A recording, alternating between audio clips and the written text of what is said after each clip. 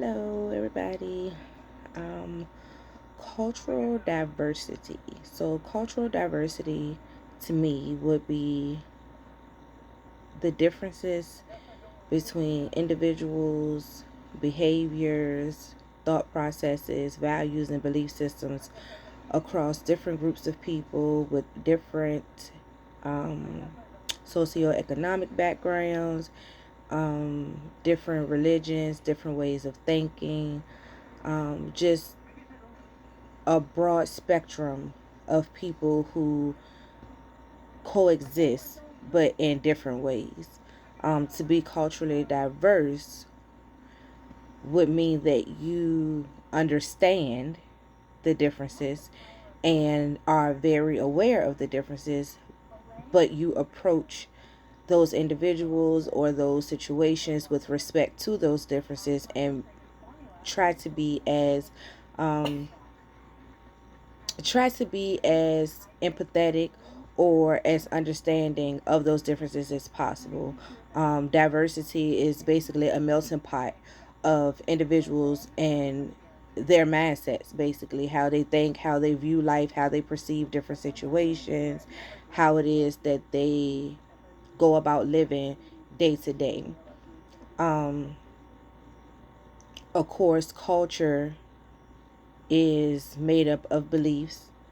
It's made up of values and a value system that's embedded in us with our families, our friends, just everything around us environmentally. Everything that shapes us and teaches us how we should be as people, all of that in and of itself is a culture. Um, your family, your friends, the your spiritual background, how you choose to pray, who you choose to pray to, and things like that. All of those things make up a culture. And then within that, the diversity comes from the, again, differences in how we perceive those things. Because even within a group of like minded people who may, for example, honor the same God or, pray to the same person and have the same religion, they may still approach the thought about God or approach the thought about religion a different way than the person who's in the organization with them. So again, it's just understanding and being aware of everything that's going on around you and always keeping a open mind.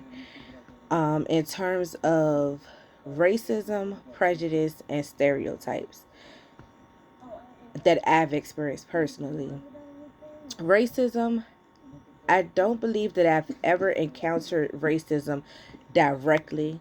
Someone calling me a racial slur or anything like that to my face, or having um, just a direct encounter with a person of another race or ethnicity saying anything that was harmful or doing anything that was harmful directly to me. I would say that indirectly, I've been in situations where I was out in public and maybe a Caucasian child, this one particular time in the store, was very intrigued by me for whatever reason and really wanted to interact with me. And so he kept walking over and I would say hi and he would just wave. And he was doing this on his own and he was probably about 3 or 4. And he just kept, interacting with me. But the mom was very uncomfortable. And I could just tell in her stance that she was uncomfortable.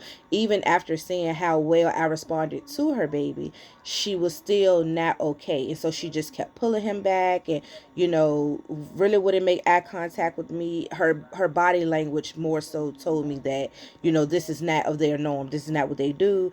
And she did not feel comfortable with it at all. And it didn't feel like it was just a mom protecting her child because I was a stranger. It was more so don't interact with her because she's a black woman, right? As far as the prejudice, I've had a particular supervisor because the prejudice is just unfair treatment of a person who belongs to a particular organization. So I've had a supervisor who was unfair to me because of another supervisor that I worked under that she didn't like. And so once that supervisor retired, she started to treat me very badly compared to other employees.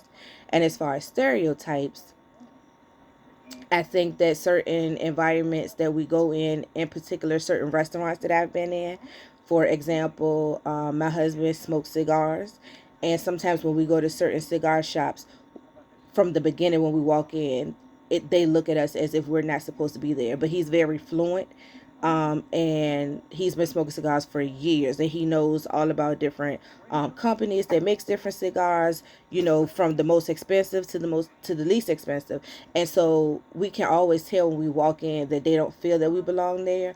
But once we go in and we start to speak to them, and then they see that we speak very well and that we're very knowledgeable, that has tend to turn their, I guess, their perception of us around.